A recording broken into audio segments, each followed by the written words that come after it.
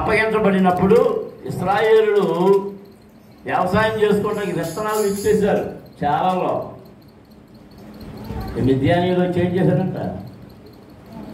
మొత్తం చూడండి, మనకి 3వ వచనం కనపడుతుంది. ఇశ్రాయేలీయులు విత్తనములు విత్తిన తర్వాత మిద్యానీయులను అమాలేకీయులను వారును తమ పశువులను తీసుకొని వారి మీదకి వచ్చి వారి ఎదురు దిగి గాజాకు పోనంత దూరము భూమి పంటను పాడు చేసి గొర్రెను గాని ఎద్దును గాని గాడిదను గాని జీవన సాధనమైన గాని ఇశ్రాయేలులకు ఉండనీయలేదు. ఏం చేశారు? వాటిని అన్నింటి ఎత్తిపోయారు. ఎవరు? మిద్యానీయులు, అమాలేకీయులు, ఇంకా తూర్పుని రకరకాలైనటువంటి జాతుల వారు ఉన్నారు. వారందరూ మేము పంట పండనివ్వలేదు. వాళ్ళు ఉన్న వాటిని అన్ని ఎత్తుకుపోయారు. దేవుని పిల్లల మన జీవితాల్లో మనం దీన్ని అన్వయించుకుని చూసుకుంటే మనకు కలిగి ఉన్న వాటిని మనం పోగొట్టుకుంటున్నాం దేవునికి విరోధమైనందుచేత. కొన్నిసార్లు ఆరోగ్యం పోతుంది, ఆహారం పోతుంది, జీవ సాధనాలు పోతున్నాయి. ఆ దినాల్లో వారికి ఆస్తి ఏమిటంటే, ఐశ్వర్యం ఏంటంటే గాడిదలు, ఒడ్డెలు, ఎడ్లు, గొర్రెలు, మేకలు, ఈ మందలే అదే వారి ఐశ్వర్యం. అవన్నీ ఎవరెత్తుకుపోయారు? ఎవరెత్తుకుపోయారు? ఇప్పుడు మీ ఐశ్వర్యం ఏంటి? మీ ఐశ్వర్యం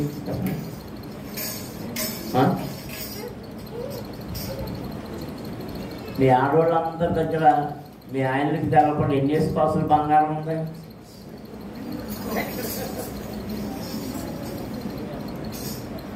కొందరు ఇంకా తెలివైన వాళ్ళు ఉన్నారు, అమ్మగారి ఇంటికి దాచేవాళ్ళు.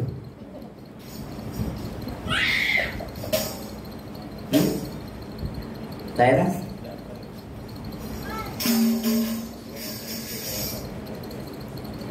ఇంకా కొందరు ఇంట్లోనే దాచుకుంటారు, అలా ఆయనకి కనపడకుండా. పూర్వకాలం అయితే చూరులో దాచేవాడు.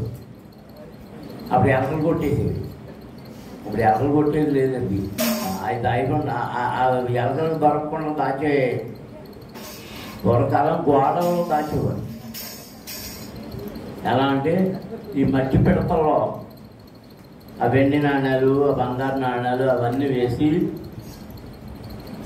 దాన్ని సీల్ చేసి, సీల్ అంటే చేస్తాం అనుకుంటున్నారు. మర్చిపోతే మీకు ఇప్పుడు వాళ్ళకి తెలియదు, మా పూర్వకాలంలో తెలియదు. కొందులు, మినుములు, పెసలు ఇవన్నీ దాచిచ్చేవారు.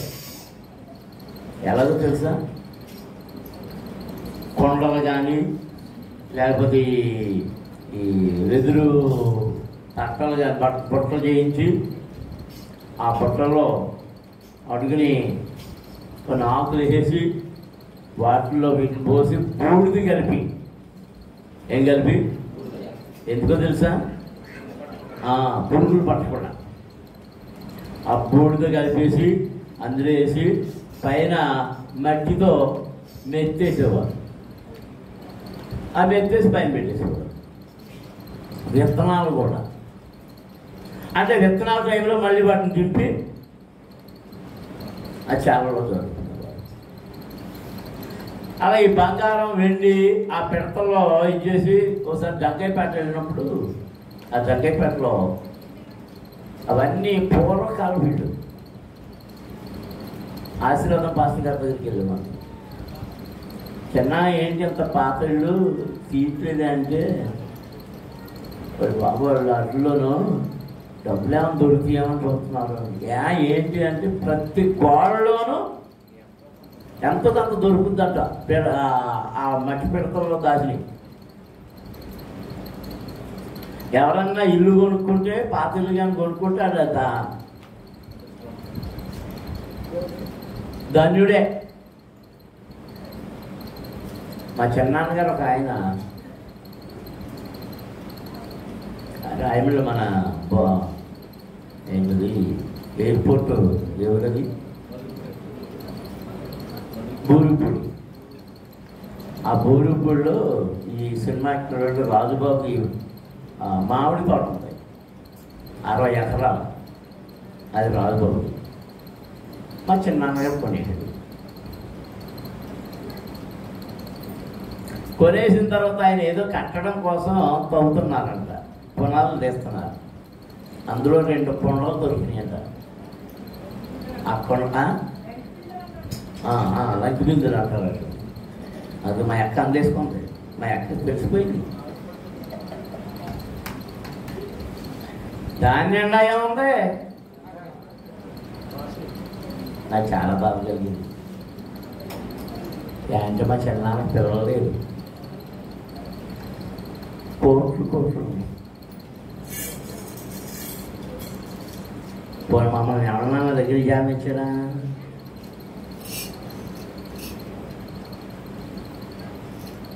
పొలము అయిందే, లంచ్ బిందులు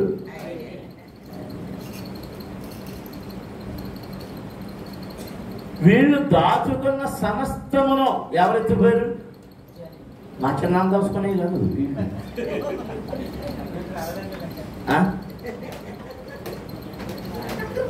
ఇస్రాయేలు దాచుకున్నాయి. ఎవరెత్తిపోయారు? మిద్యానీయులు, అమాలేకీయులు, యెబూసీయులు, తూర్పు వైపున ఉన్న వాళ్ళందరూ ఎత్తిపోయారు. నువ్వు ఎక్కడ దాస్తున్నావో ఎందుకు? మన దొమ్మేరు సవరంలో మన సత్యాగ్రహణ ఇల్లు ఆవిడ ఆ పేరు పేరండి నాగమణి ఇంటి పక్కన నాగరత్నమా ఓ రోజు చదువు ఆ ఇంట్లో నాగమణి ఆ ఇల్లు తిప్పేసినట్టుందో అట్లా అద్భుతం ఉంది. ఆ గొలుసేదో పోయింది, ఇక ఆమె తీసేసిందని గొడవ. ఆ పిల్లలిద్దరు ప్రాంతం వచ్చేవాడు, ఆ ఎర్రటి పిల్లలు. ఆ దెబ్బలాట మళ్ళీ ఆ ఇంట్లోంచి బయటకు వచ్చేసింది. పాపం ఆ ఇంట్లోకి వచ్చేసింది. 4-5 నెలలు అయిపోయిన తర్వాత ఎప్పుడో ఎందుకో మరి ఆ ఇల్లు మెచ్చుకుంటాక ఎందుకో ఇచ్చేయడానికి ఇచ్చేస్తే ఆ కన్నంలో దొరికి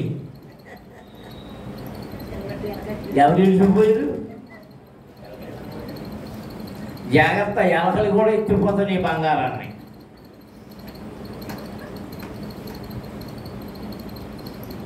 ఒకసారి నా బాగా జ్ఞాపకం, అప్పటికి పేటలో ఉన్నాం. నేను 4వ తరగతి 5వ తరగతి చదువుతున్నాను. మా అమ్మ పొద్దున్నప్పుడు అంట్లు కడుగుతుంది. కాకపోతే వస్తా ఒక గిన్నె పడేసింది. ఏంటి గిన్నె పడేసిందని అమ్మ గిన్నె అంటే వెండి గిన్నె. ఎవరు ఎత్తుకొచ్చారు? నమ్ముతారు ఎవరైనా? నమ్మకం. దేవుడు ఇవ్వాలనుకుంటే కాకి ద్వారానే ఇస్తాడు, ఎలక ద్వారానే ఇస్తాడు, మనిషి ద్వారానే ఇస్తాడు, ఎవరి ద్వారానైనా ఇస్తాడు. తీసేయాలనుకుంటే అలాగే తీసుకుపోతాడు. సునామీ వచ్చిందనుకోండి మొత్తం కొట్టిపోతుంది. భూకంపం వచ్చిందనుకోండి మొత్తం కొట్టిపోతుంది. తుఫాను వచ్చిందనుకోండి ఏం పడిపోతుంది, ఏముంటాయో తెలియదు. గోదావరి వచ్చి 86వ సంవత్సరంలో ఎన్ని చేలు ఇసుక మేటలు వేసినాయో, ఎన్ని ఇబ్బందులు పడ్డారు, ఎన్ని సంవత్సరాలు ఆ మేటలు తీయడానికి ఎన్ని సంవత్సరాలు ఇబ్బంది పడ్డారు. ఎందుకంటే దేవునికి మనము అవిధేయులమైతే శ్రమలు మనలను వెంటాడతాయి. దేవుడు మన చెయ్యిని విడిచిపెట్టేస్తాడు. గనుక ఆయన మాట వినుట మంచిది, బలులు అర్పించడం కంటే 7వ వచనంలో చదివితే మిద్యానీయుల వలన బాధను బట్టి ఇశ్రాయేలీయులు యెహోవాకు మొర్రపెట్టగా యెహోవా ఇశ్రాయేలు యొద్దకు ప్రవక్తను కనని పంపెను. దేవునికి స్తోత్రం. నీవు మొర్రపెట్టినప్పుడు, నీవు ప్రార్థించినప్పుడు, నీ బాధ అధికమై దేవుని దగ్గర నీ విజ్ఞాపనలు చేస్తూ ఉన్నప్పుడు దేవుడు ఎవరిని పంపిస్తాడంటే నీతో మాట్లాడడానికి ప్రవక్తను పంపుతాడు. ఎందుకు అలా పంపుతాడంటే నీలో ఉన్న లోపములు నీకు తెలియచేయడానికి. వాక్యము నిన్ను సంధిస్తూ ఉన్నదంటే నిన్ను బాధ పెట్టే ఉద్దేశం కాదు. నీలో ఉన్న తప్పిదాన్ని నీవు సరి చేసుకుంటే దేవుని ఆశీర్వాదాన్ని నీవు మెండుగా పొందుకోగలవు. అందరూ దేవునికి స్తోత్రాలు చెల్లించండి. హల్లెలూయా. ఆయన వచ్చి వారితో మాట్లాడుతున్నాడు. మాట్లాడుతూ ఉండి ఏమన్నాడు చూడండి. అతడు వారి తీరాలు ప్రకటించాను. ఇశ్రాయేలు దేవుడని యెహోవా సెలవిచ్చినది ఏమనగా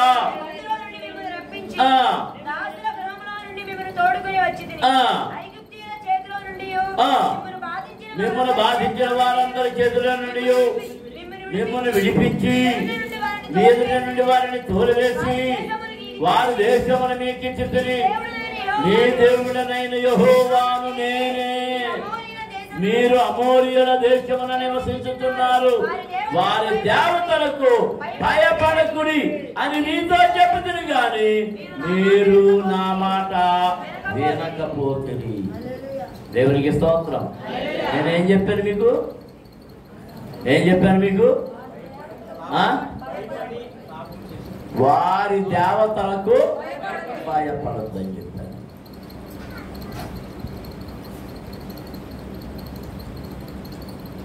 తొమ్మిది సంవత్సరానికి ఈ సంవత్సరం అంతా పండగ.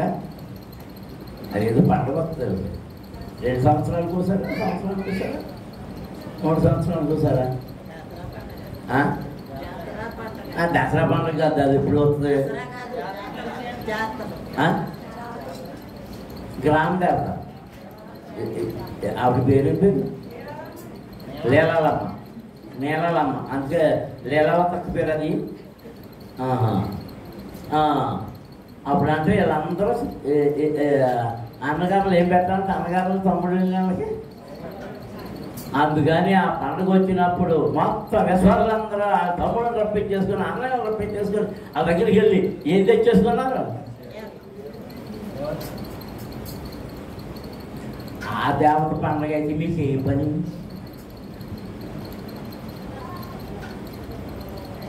మీకేం పని?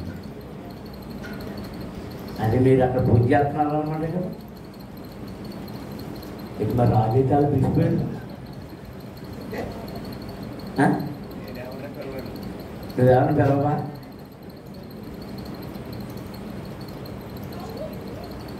వారి దేవతలకు భయపడకుడి అని చెప్పి తిని మీరేం చేశారు? భయపడ్డారు. నా మాట లెక్క చేయలేదు. అంటే నాకంటే ఆ దేవత గొప్పదని మీరు అనుకుంటున్నారు. మీరు భయము విడిచి వాటిని విడిచి నా దగ్గరకు వచ్చే వరకు మీకు విడుదల కలగదు. మీరు నా మాట వినకపోతుంది. నీవు దేవుని మాట వినే వరకు శ్రమ నిన్ను విడవదు, కష్టము నిన్ను విడవదు, నష్టము నిన్ను విడవదు. నువ్వెప్పుడైతే విడిచిపెడతావో, భయపడకుండా వాటికి దూరంగా ఉంటావో, ఆయనే నీకు తోడుగా ఉంటాడు. అందుకే దావీదు అంటున్నాడు, యెహోవా నా కాపరి, నాకు లేమి కలుగదు. యెహోవా నా కాపరి, నాకు లేమి కలుగదు. యెహోవా నా కాపరి, నాకు లేమి కలుగదు.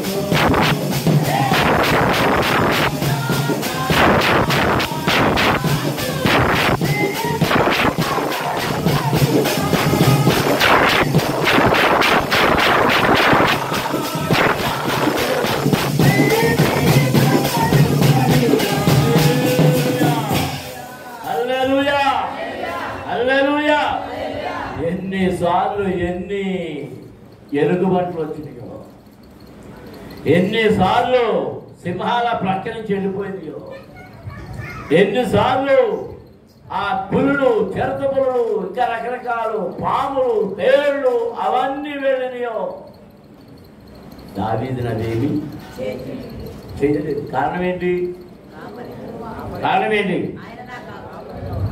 దావీదు కాపరి. దేవునికి స్తోత్రం. దావీదుకు కాపరిగా ఉన్న దేవుడు నాకును కాపరిగా ఉన్నాడు. నన్ను ఎన్నిసార్లు ఎన్ని అపాయముల నుండి తప్పించాడో నాకు తెలుసు. ఎన్ని మార్లు పాముల చేతుల నుండి, పాముల నోట్ల నుండి తప్పించాడో.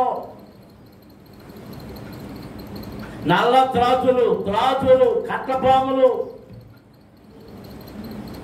పడపాములు, ఆఖరికి బొర్రంపాలలో నేను తాపి మేస్త్రి మాట్లాడుతున్న చెట్టు మీద దూకింది పాము.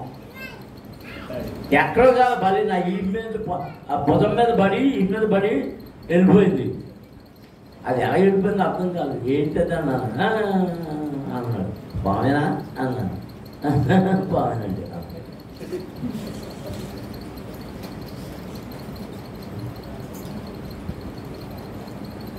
ఎన్నో అపాయాలు. ఈ గుండె బలహీనత, ఆ బలహీనత, ఈ బలహీనత, బీపీలు, వీటన్నిటి నుండి ఆ సర్వశక్తుడే నాకు కావలిగా ఉండి నన్ను విడిపించి నడిపించి మీ మధ్య సజీవునిగా ఉంచాడు. దేవునికి స్తోత్రం. నేనే ఆయనకు సాక్షిని. మరి మీరు ఎలాంటి సాక్ష్యాలు చెప్పగలరు? ఎన్నోసార్లు ఎన్నో వాచములు నా వరకు వచ్చినాయి. ఓడిపోతున్నాను అనుకున్నాను. అయ్యో వాటమి నా దగ్గరికి చేరింది అనుకున్నాను. ఆ వాటమంతా గాలి కరిగిపోయినట్టుగా, మంచు కరిగిపోయినట్టుగా కరిగిపోయింది. దేవునికి స్తోత్రం. హల్లెలూయా, హల్లెలూయా, హల్లెలూయా, హల్లెలూయా. దాన్ని చాలాసార్లు చాలామంది పలకరిస్తూ మాట్లాడుతూ అలా ఉన్నారని అడుగుతారు. అన్నీ తర్వాత వయసు ఎంత అని అడుగుతారు, అది అడుగుతారు, షుగర్ ఉందా అని అడుగుతారు, బీపీ ఉందా, ఉంది, ఆఖరి ప్రశ్న షుగర్ ఉందా, షుగర్ లేదంటాం. అయ్యి మీరు ఎంత అవుతుంది? ఈ షుగర్తో మేము చచ్చిపోతున్నాం. ఎప్పుడు పడిపోతామో చాలు. నీకు ఏ విధమైన ఆరోగ్యం ఇవ్వాలో, నీకు ఏ విధమైనటువంటి బలం ఇవ్వాలో, నీకు ఏ విధమైనటువంటి కాపుదల ఇవ్వాలో దానిని నీ దేవుడు నీకు ఇస్తున్నాడు. దేవునికి స్తోత్రం. హల్లెలూయా. నీవు దేవుని మనసుకు నచ్చిన వ్యక్తివైతే, నీ ప్రవర్తన ఆయనకు నచ్చినదైతే, నీ యథార్థత ఆయన ముందు కనబడితే, నీ సత్యము, నీ నీతి ఆయనకు నచ్చినట్లుగా ఉంటే, ఏ ఆయుధమును నిన్ను ఏమీ చేయలేదు, ఏమీ చేయలేదు. దేవునికి స్తోత్రం. ఎవరు ఏం భయపెట్టినా నీకు నిన్ను సింహాల బోర్డులోకి తోసేసినా, అగ్నిగుండంలో గెంచేసినా, నీటి ప్రవాహంలోకి నెట్టేసినా, దేవుడు నిన్ను లేవనెత్తుతాడు. దేవునికి స్తోత్రం. నీటి ప్రవాహంలో కొట్టుకుపోతున్నమే మొత్తం దండయాత్రలో, కానీ అద్భుతంగా దేవుడు మమ్మల్ని గట్టెక్కించాడు. అక్టోబర్ నెల దసరా సెలవుల్లో ఏలేరులో గంగవరం దగ్గర దాంట్లో దీపే భోజనాలు చేసి శుభ్రంగా అందరూ తాడుతున్నారు కదా, వస్తున్నారు కదా, దిగేసా ఈలోగా పెరిగిపోయినట్టు ఉంటాయి. నేను చూసుకోలే, లేచిపోతున్నాను. అసలే పొట్టోడేమో నా ముక్కులు మునిగిపోయినాను. ఎలా ఏం చేయాలా అనుకుంటా ఈ మునివేళ మీదకి లేచాను. మునివేళ మీదకి లేస్తే నా కాలి కింద ఇసుక వెళ్ళిపోతుంది, ఇసుక వెళ్ళిపోతుంది. ఏసు రక్తం చేయమంటున్నాను. ప్రభా నీ దూతలు పంపించండి, పంపించండి. ఈరోజు మా మరపట్ల సత్తమ్మ, ఏళ్ళు అరవడం మొదలుపెట్టారు. ఇంకా కొందరు అరవడం మొదలుపెట్టారు. సత్తమ్మ బ్యాగ్ అయితే కొట్టుకుపోయింది. జ్ఞానప్ప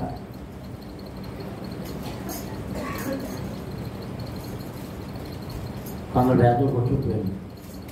మరి ఏమిటని నేను ఇస్తానంటే మొదలెట్టి ఎక్కడికో వెళ్ళిపోయాడు. సరిగ్గా మధ్యలో ఉన్నాం. అందరూ వెలుగెత్తి ప్రార్థన చేస్తానే ఉన్నాం. పైగా అందరం చేతులు పట్టుకున్నాం. మన అమ్మంపై సరస్వతమ్మ గారు ఎక్కడెక్కడ ఉన్నావు కదా, దేవాలయ సంవత్సరం అనగా ఎంత మంచిగా గొప్ప.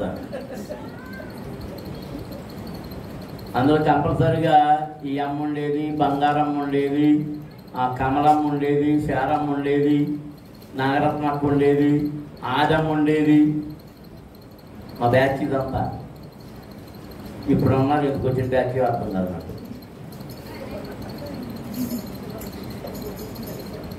అందరూ ప్రార్థన చేస్తుంటే ఎవరు కనపడుతుందా? ఇటు ఎవరు రాట్లే, అటు ఎవరు రాట్లే. ఏం చేయాలి అర్థం కదా. ఎక్కడ ఏ లేసారో డాంకర్ చేస్తామని అనుకున్నాము. ఏ రేపటికో చేస్తాం అనుకున్నాం. అకస్మాత్తుగా చెట్టు మీద నుంచి ముగ్గురు కుర్రాళ్ళు దూకారు. వాళ్ళు దూకొచ్చి భయపడకండి అంట. అటు ఒకడు ఇటు ఒకడు చెరువు పక్క వచ్చేసారు. ఇంకోటి మధ్యలో ఉన్నాడు. నాన్నని వాళ్ళు మమ్మల్ని ఆ గట్టెక్కిచ్చేసారు. ఆ గట్టు మీద మాకు ఇచ్చేసాం. దేవునికి స్తోత్రం. హల్లెలూయా, హల్లెలూయా. ఎంత గొప్ప దేవుడు, ఎంత కరుణ కలిగిన వాడు. ఆయనకి నచ్చిన వారిని ఆయన ఆదరించి కాపాడుతూనే ఉంటాడు. ఏ అపాయము వారిని సమీపించదు. నీవు దేవునికి ఇష్టమైతే ఏ అపాయము నిన్ను సమీపించదు, ఏ కీడు నిన్ను సమీపించదు, ఏ తొందర నిన్ను సమీపించదు. మా ఇంట్లో ఎన్నోసార్లు దొంగలు దూరాలు ఏదో ఎత్తుకుపోదామని, కోట్లోని అని కేజీలు టన్నులు బంగారం ఉందని ఎత్తుకుపోదామని పామాలు నెతుక్కుని వాళ్ళు ఒట్టెట్టుకుని వెళ్ళిపోయేవాడు. ఎప్పుడు ఈ పొట్టోటింట్లో మాత్రం దొరకకూడదు.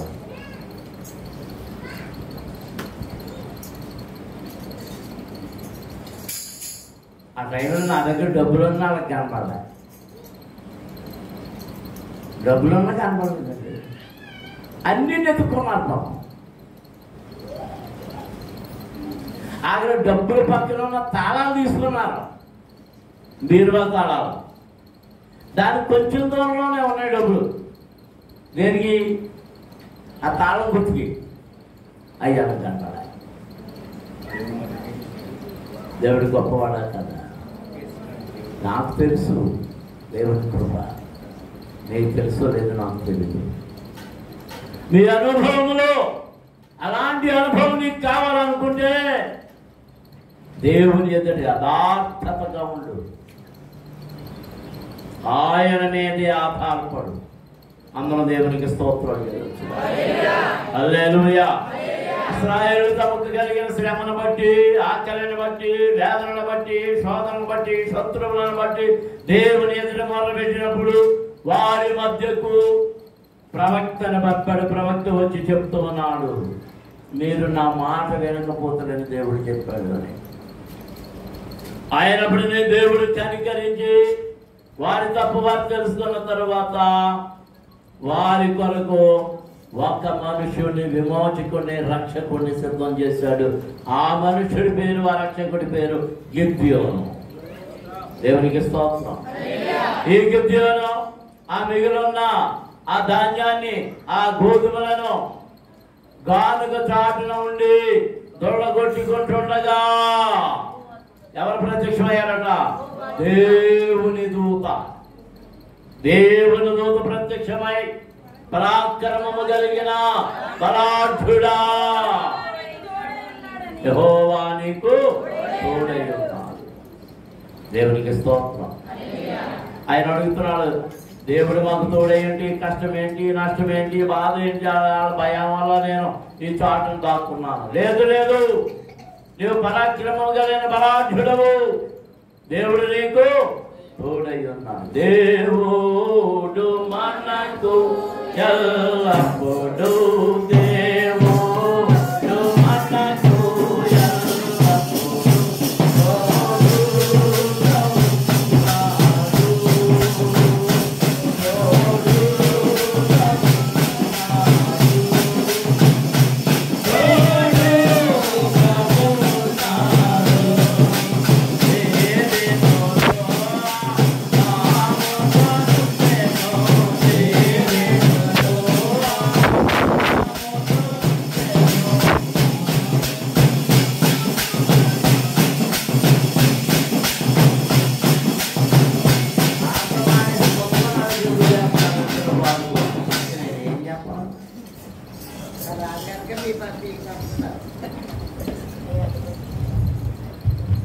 ఆయన మనకు తోడుగా ఉన్నారు.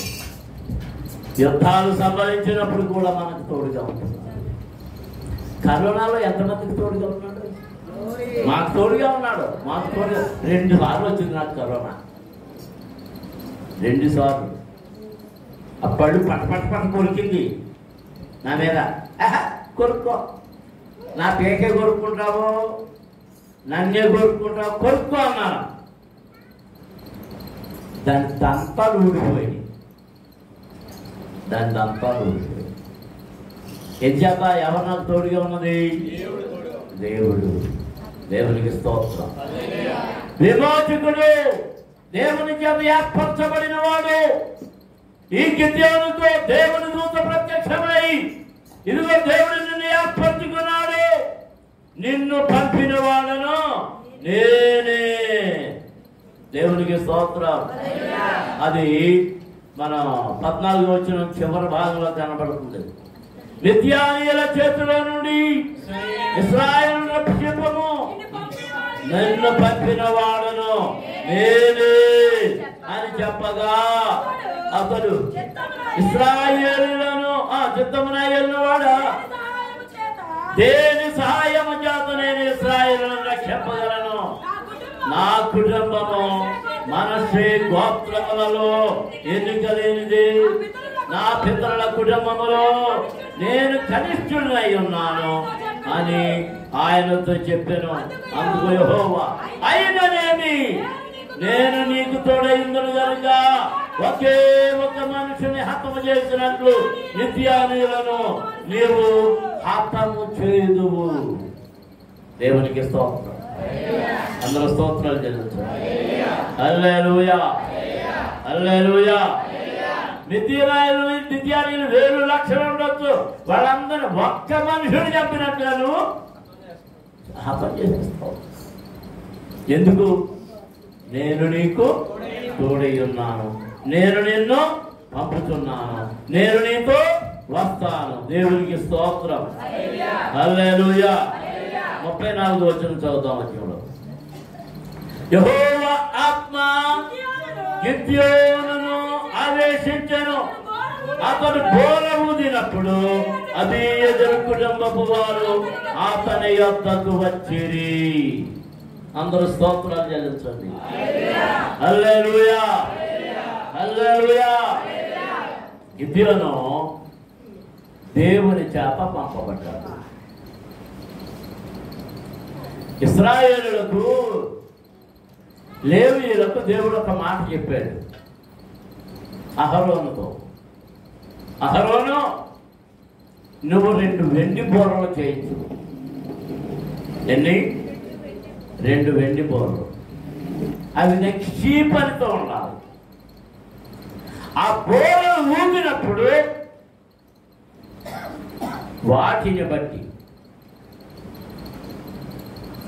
కార్యం ఉంటుంది. కొన్నిసార్లు ఊదినప్పుడు సమాజముగా కూడి రావడానికి,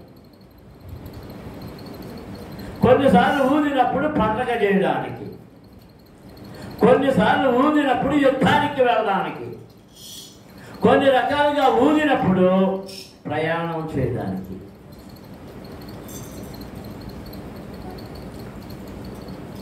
ఇప్పుడు గిద్యోను ఏ బోర ఊదాడు అనుకుంటున్నారు?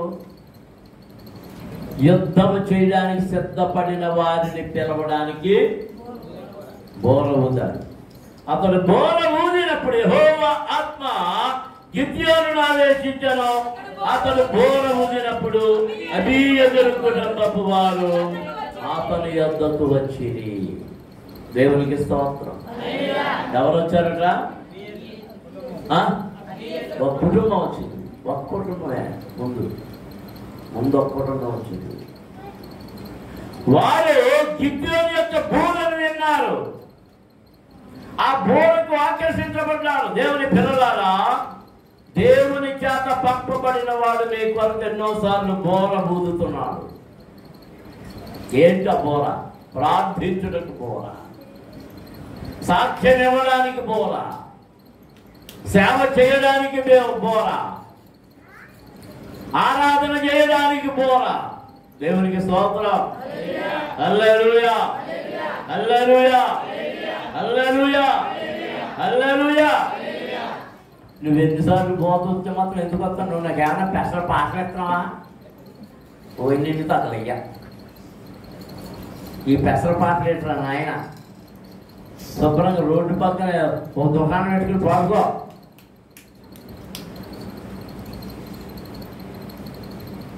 నీ పాట కావాల్సి వచ్చినప్పుడు దేవుడే నిన్ను నియమించి నిలబెట్టి పాట పాడిస్తాడు. దేవునికి స్తోత్రం. హల్లెలూయా. నీ పాట అంటే దేవుడికి పని పాట లేదు. నీకంటే శ్రేష్టమైన పాటలు ఎక్కడ వినపడుతున్నాయి? అప్పుడు ఒక్కరు వినపడుతున్నాయి. ఎవరు పాడుతున్నారు? నువ్వు చుట్టకాల నుంచి పాడుతున్నావో, సారదాకి వచ్చి పాడుతున్నావో, లేకపోతే ఎక్కడ దూరం వచ్చి పాడుతున్నావో, ఎంత మురుగుతో పాడుతున్నావో, ఎంత చిరాకుతో పాడుతున్నావో, అదంతా తప్పు కొడుతుంటుంది. మంచి పాట పాడుతున్నాడు, దాంతో పాటు సువాసన వచ్చేస్తుంది. ఏ సువాసన?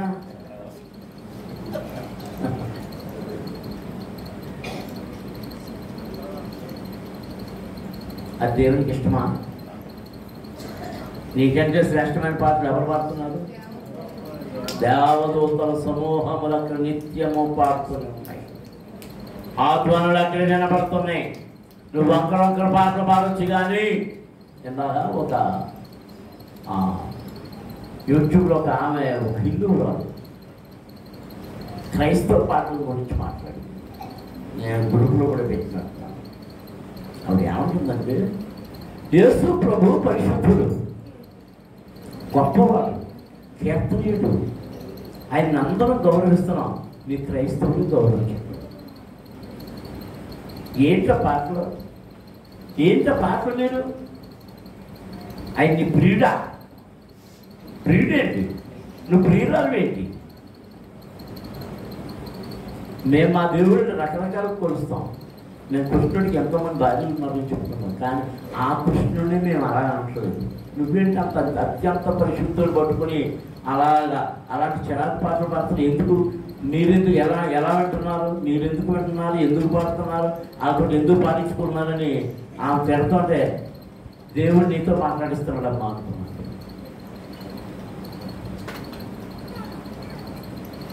దేవుని యొక్క శక్తిని ఎరుగని వారే ఆయనను స్తుతిస్తుంటే అన్ని వంకరలు పెట్టుకుని ఆ వంకరలతో మనం దేవుని సన్నిధిలో వెళ్ళాం. ఇది గిద్యోను బోర ఊదినప్పుడు వెంటనే బోర శబ్దానికి వచ్చాడు. మరి నువ్వే ఎంతసేపుకి వస్తున్నావు? బోర నీకు ఎన్ని గంటలకి అని చెప్తుంది? ఎన్నింటికి వస్తున్నా? ఎన్నింటికి వస్తున్నా? ఎన్నింటికి వస్తున్నా? నామనే ఉన్నావా? అసలు పాపం మనవరాలు ఒకటి వచ్చింది. ఇంకా ఈ శాతం పోయిపోయింది.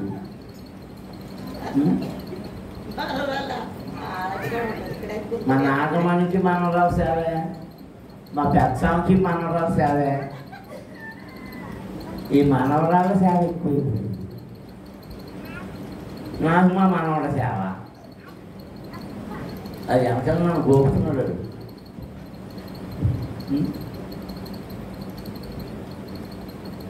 బోర శబ్దము వినగానే అబీయెజెరు కుటుంబపు వారు అతని దగ్గరకు పరిగెత్తుకొని వచ్చారు. దేవునికి స్తోత్రం. హల్లెలూయా, హల్లెలూయా, హల్లెలూయా, హల్లెలూయా. ఆ తర్వాత మనుష్యులందరి దగ్గర దూతలు పంపినప్పుడు ఆషేరు, జెబూలూను, నఫ్తాలి గోత్రముల వారి యొద్దకు దూతలు పంపగా వారు కూడి వచ్చిన వీళ్ళందరూ కొన్ని వేల మంది వచ్చారు. వేల మంది వచ్చినప్పుడు దేవుడు అన్నాడు, ఒరే నేను నీకు తోడుగా ఉన్నప్పుడు ఇన్ని వేల మంది. ఇప్పుడు నేను చెప్పే పని చేయి. ఇందులో ఎవరికి యుద్ధం అంటే భయమో వాళ్ళని పంపి. యుద్ధంలో కాళ్ళు చేతులు ఊడిపోతాయని చెప్పు, ప్రాణం పోద్దని చెప్పు, భయపడిన వాళ్ళందరూ పోతాం. అలాగా చెప్తే ఎంతమంది వెళ్ళిపోయారంట? 22,000 మంది తిరిగి వెళ్ళిపోయారు. 7వ అధ్యాయంలో కనబడుతుంది. 10,000 మంది ఉన్నారు అంటే మొత్తం ఎంతమంది వచ్చారు? 32,000 మంది వచ్చారు. ఆ 10,000 మందిని చూసి ఎంతమంది కూడా వద్దురా, నేను నీకు సహాయం అన్నాను కదా అన్నారు. వేలను కూడా వేరు చేసి నీటి ప్రవాహంలోకి దింపు, వాళ్ళకి దాహం అవుతుంది, వాళ్ళు నీళ్లు తాగేటప్పుడు వాళ్ళని ప్రత్యేకించు. నేలలో మూతి పెట్టి తాగేవాళ్ళు ఉన్నారు, దోశలతో తీసుకుని తాగేవాళ్ళు ఉన్నారు. వేరు చేయండి. దిప్పగానే అందరూ ఇప్పుడు మూతి ఎదురంటే నేలలో పెట్టి చేతులతో తీసుకుని నీళ్లు తాగిన వాళ్ళు ఎంతమంది ఉన్నారట? 300. ఆ 300 మందిని గిద్యోనుకు సైన్యముగా ఇచ్చాడు దేవుడు. వారితో యుద్ధానికి వెళ్ళి మిద్యానీయులను, అమాలేకులను వీళ్ళందరినీ జయించడం జరిగింది. దేవునికి స్తోత్రం. హల్లెలూయా, హల్లెలూయా, హల్లెలూయా, హల్లెలూయా. ఆ సమయంలో 8వ అధ్యాయములో ఎంతమంది చంపేశారు తెలుసా? 10వ వచనములో అప్పుడు జబహును, సల్మున్నాయు వారితో కూడా వారి సేనలను, అనగా తూర్పు జనుల సేనలన్నిటిలో మిగిలిన ఇంచుమించు 15,000 మంది మనుషులందరిలో కర్తూరులో ఉండేది. కత్తి దూయి 120,000 మంది మనుషులు పడిపోయి. ఎంతమంది పడిపోయారు అంటే 120,000 మంది. ఎంతమంది చేతులకు అప్పచెప్పబడ్డారు?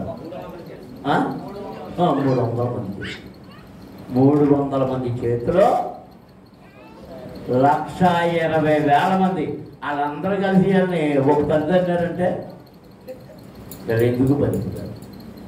కానీ వీరి పక్షాన్ని ఎవరున్నారు? దేవుడు ఉన్నాడు. దేవునికి స్తోత్రం. హల్లెలూయా, హల్లెలూయా, హల్లెలూయా.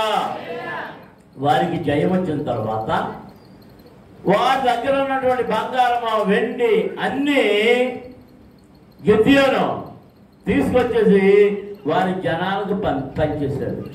21వ వచనంలో చదివితే అప్పుడు జబహు, సల్మున్నాలు ప్రాయము కొలదు నరికి శక్తి ఉన్నది కనుక నీవు లేచి మా మీద పడమని చెప్పగా గిద్యోను లేచి జబహును, సల్మున్నాను చంపి, వాళ్ళ కథ వేరు, ఆ రాజులు వాడు, వారి ఒంటెల మెడల మీదనున్న చంద్రహారములను తీసుకొనేను. ఎక్కడున్నాయండి చంద్రహారం? మనుషుల మేడలోనూ ఒంటెల మేడలో. వాళ్ళు ఒంటెలకు కూడా తగిలించారు. ఏంటి? చంద్రహారాలు మీరేం చెప్తారు? మెడలో వేసుకుని అందరూ కనబడేట్టు ఆ పైనేసి అందరూ చూసారో లేదో అని.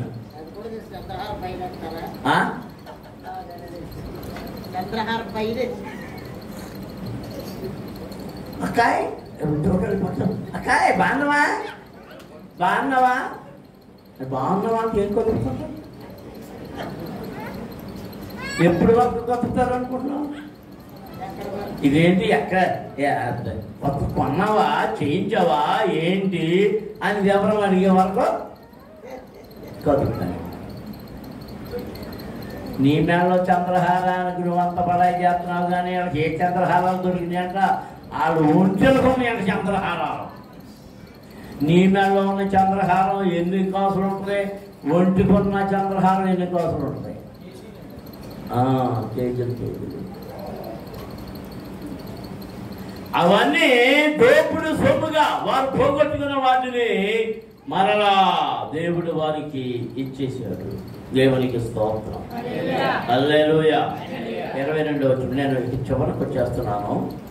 దేవుడు ఏర్పరచుకున్నవాడు ఎలాగూ ఏర్పరచబడ్డాడు, దేవుడు ఎలాగూ వాడుకున్నాడు, మళ్ళా ఎలా పతనమైపోయాడు దానిని చెప్పడానికి నేను ఈ గిద్యోనుని గురించి మీకు తెలియజేస్తున్నా.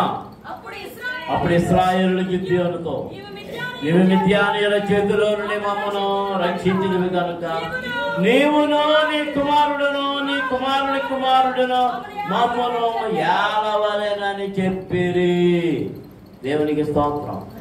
నువ్వు మమ్మల్ని రక్షించావు కనుక గిద్యోనా నువ్వే అలాలి, నీ కొడుకు అలాలి, నీ మనవలు అలాలి. అంటే ఏం చేసేవని ఉద్దేశం? రాజు కింద మార్చేయాలి. అప్పుడు అందుకు గిద్యోను, నేను మిమ్మును యాలను, నా కుమారుడును మిమ్మును యాలరాదు, యెహోవా మిమ్మును ఏలును, యెహోవా మిమ్మును ఏలును. దేవునికి స్తోత్రం. హల్లెలూయా. ఎవరు ఏలుతారు? న్యాయాధిపతులు ఏలిన కాలములో దేవుడే ఏలాడు. వారికి దేవుడు ఆజ్ఞనిచ్చేవాడు. దేవుడు చెప్పినట్లుగా వారు ఇశ్రాయేలులను ఏలారు. దేవునికి స్తోత్రం. హల్లెలూయా. మరియు గిద్యోను, నీలో ప్రతివాడు తన దోపుడు సొమ్ములోనున్న పోగులను నాకియ్యవలెనని మనవి చేస్తున్నానను. వారు ఇష్మాయేలీయులు కనుక వారికి పోగులుండెను. ఇది అండర్లైన్ చేసుకోండి. ఏమున్నాయంట? ఎందుకు ఉన్నాయంట? చెప్పండి. ఎందుకున్నాయి? ఎందుకున్నాయి? అది ఏముంది? వారు ఇష్మాయేలీయులు కనుక వారికి పోగులుండెను. ఈ పోగుల గురించి మరోసారి మీకు తెలియజెప్తాను. క్లుప్తంగా ఏంటంటే, ఎవడైనా దేవుని ఆజ్ఞలో, మోషకి ఇచ్చిన ఆజ్ఞలో ఏం నిర్ణయించబడిందంటే, ఎవడైనా నిత్యము దాసుడిగా ఉండిపోవాలని అనుకుంటే వాడి చెవికి కదురు కొంచాలి. తలుపులోనికి దిగేటట్లుగా కదురు కొంచాలి. అంటే ఏం చేయాలి? ఇప్పుడు ఈ చెవికి ఏం చేయాలి? చిల్లెట్టాలి. పెట్టి చిల్లులో ఏం పెడతావు? పోగులు. పోగు ఉంది అంటే వాడు బానిస, వాడు ఖర్చు బానిస. ఎవరో ఇక నిత్యము బానిసే ఆ యజమాని. మరి మీకు పోగులు ఉన్నాయి, మీరు ఎవరికి బానిసలు? మీరు బానిసలే. ఎవరికి బానిసలు? పాపమునకు బానిసలు, దేవతలకు బానిసలు. పోగులు ఎక్కడ గుర్తిస్తారు? ఈ చెవులు ఎక్కడ గుర్తిస్తారు? మీరు జ్ఞాపకం తెచ్చుకోండి. కాసరవాడికి తీసుకెళ్ళాలి. చెవుడు కాసరవాడు ఎక్కడ గుర్తిస్తారు? నువ్వు గంట ఎక్కడికో తీసుకెళ్ళి గుర్తించేస్తావు. ఆ దేవతల దేవుడు గుడి దగ్గర తీసుకెళ్ళి అక్కడ కూర్చోబెట్టి గుర్తిస్తారు. ఇప్పుడు గిద్యోను ఏమంటున్నాడంటే, మీ చెవులకున్న పోగులు నాకు ఇచ్చేది. మీ చెవులకున్న పోగులు ఇచ్చేయమని అంతకుముందు ఎవరు అడిగారు చెప్పండి? ఇచ్చేశారు. అహరోను అడిగారు. అహరోను వాటితో ఏం చేశాడు? ఇప్పుడు గిద్యోను ఏం చేశాడు తెలుసా? ఈ పోగులన్నీ తీసుకొని 20 వచ్చిన విద్యాను రాజుల ఒంటి మీదనున్న చంద్రహారములు కన్నభూషణములు ధూమ్రవర్ణపు బట్టలు కాక ఒంటెల మెడలున్న గొలుసులు కాక అతడు అడిగిన బంగారు పోగులు ఎత్తు 1700 తులముల బంగారము. 1700 తులముల బంగారం అంటే 1700 తులాలు. 1700 తులాలంటే 17 కేజీలు. కాదు కదా, ఎంత బంగారం? 17 కేజీల బంగారం. ఏం చేస్తే చెవులకున్న పోగు ఇస్తే అందరూ ఇచ్చేసారు. చెవులకున్న పోగు 17 కేజీల బంగారంతో ఏం చేశాడట? గిద్యోను దానితో ఒక ఏఫోదును చేయించుకొని తన పట్టణమైన ఒఫ్రాలో దాన్ని ఉంచాను. ఇప్పుడు అసలు కథ. దాన్ని అక్కడ పెట్టాడు. ఇశ్రాయేలులందరూ అక్కడికి పోయి దానిని అనుసరించి వ్యభిచారులైరి గిద్యోనుకును అతని ఇంటి వారికి ఊరిగా ఉండెను. దేవునికి స్తోత్రం. హల్లెలూయా, హల్లెలూయా. దేవుడు జయమిచ్చాడు, బాగుంది. బంగారం ఇచ్చాడు, దాన్ని దాచుకోకుండా ఏం చేశాడంట? పోగులేమన్నా అన్నాడు. ఇష్మాయేలు కనుక ఇష్మాయేలు పోగులన్నీ ఇచ్చారు. ఐగుప్తుడు వచ్చినప్పుడు కూడా ఆ పోగులే ఇచ్చారు. అక్కడ ఆయన ఏమో ధోరణ చేశాడు. ఇప్పుడు ఏం చేశాడు? ఏఫోదు అంటే ఏంటి చెప్పండి? ఏఫోదు అంటే దేవుని సన్నిధిలో ప్రధాన యాజకుడు దేవుని మందిరములోనికి వెళ్ళేటప్పుడు ధరించే దానిని ఏఫోదు అంటారు. ఆ ఏఫోదును ఒకదాన్ని తయారు చేసుకున్నాడు. వీడు ఏ వంశస్థుడు? ఏ గోత్రికుడు? మనష్షే గోత్రికుడు. వీడికి ఆ ఏఫోదుతో పనేంటి? ఏఫోదుతో పనేంటి? ఆ ఏఫోదును చేయించుకొని ఇంటికాడ పెట్టుకొని దేవుని సన్నిధికి వెళ్లకుండా, శిఖరకు వెళ్లకుండా దుకాణం ఎక్కడ పెట్టాడు? దుకాణం ఎక్కడ పెట్టాడు? చెప్పాలందరూ.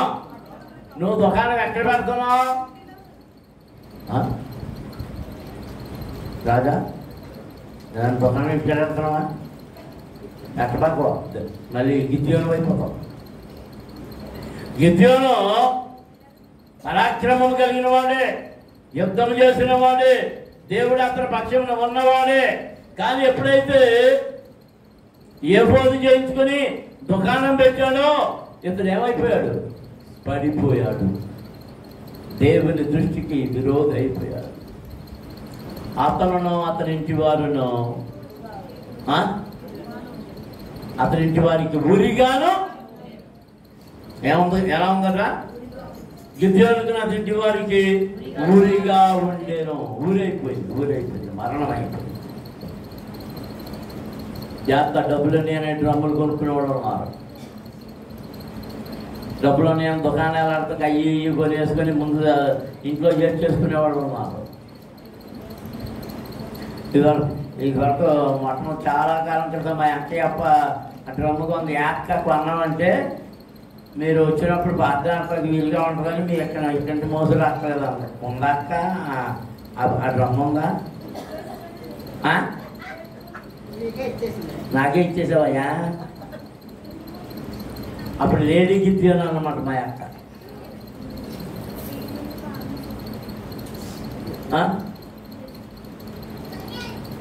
అది ఎక్కడ ఉండాలో అక్కడే ఉండాలి. దేవునికి స్తోత్రం. అందరం స్తోత్రాలు చెల్లించుదాం. మన క్రియల వల్ల, మనకు జరిగిన మేలుల వల్ల, మనకు జరిగిన విజయాల వల్ల సొంత ఆలోచన చేసి దేవుడు చెప్పకుండా సొంత ప్రయత్నాలు చేస్తే అది మనకును మన ఇంటి వారికి ఎలా మారిపోతాయి? ఉరిగా మారిపోతుంది. దేవునికి విరోధమైనది ఏది చేయొద్దు. దేవునికి విరోధమైనది ఏది చేయొద్దు. చాలా మంది ఇళ్లలో దేవునికి విరోధమైంది చేశారు, చూస్తున్నాం. కొందరు నేర్పారు అలా. దాన్ని ఏమంటున్నారంటే ప్రార్థన గది అంటున్నారు. దేవుడి సన్నిధి గది అంటున్నారు. సన్నిధి గది కట్టుకొని ఎక్కడ దేవుడు నిర్ణయించదు. జాగ్రత్త. ప్రార్థన చేసుకో. కానీ ఆయన సన్నిధి ఎక్కడుందో ఆయన మందిరం. ఆయన మందిరమే ఆయన ఇల్లు. ఆయన ఇల్లు నువ్వు గొప్పగా చెప్పండి. మా ఇంట్లో సన్నిధి గది ఉంది, కానీ ఇంట్లో అబద్ధాలు ఉన్నాయి, మోసాలు ఉన్నాయి, అక్రమం ఉంది, అన్యాయం ఉంది, దొంగతనం ఉంది, అన్ని సంసారం జరుగుద్ది. అంత లోక కార్యాలన్నీ జరుగుతాయి. బూతులు ఉంటాయి, దొంగతనాలు ఉంటాయి, అపహాస్యాలు ఉంటాయి. అప్పుడు అక్కడ దేవుడు నిలిచి ఉంటాడా? నిలిచి ఉంటాడు. అది నీకు ఎలా మారిపోతుందంటే కీడుగా మారిపోతుంది. కీడుగా. ఒకప్పుడు మేలు పొందిన వారమై, దేవుని యోధులముగా ఉంచబడిన వారమై, వాడబడిన వారమై, దేవునికి విరోధమైన దానిని చేయడం వల్ల దేవుని కృపను మనము పోగొట్టుకోకూడదు. మోకరించండి, ప్రార్థన చేస్తున్నాము. అందరూ స్తోత్రాలు చెల్లించండి.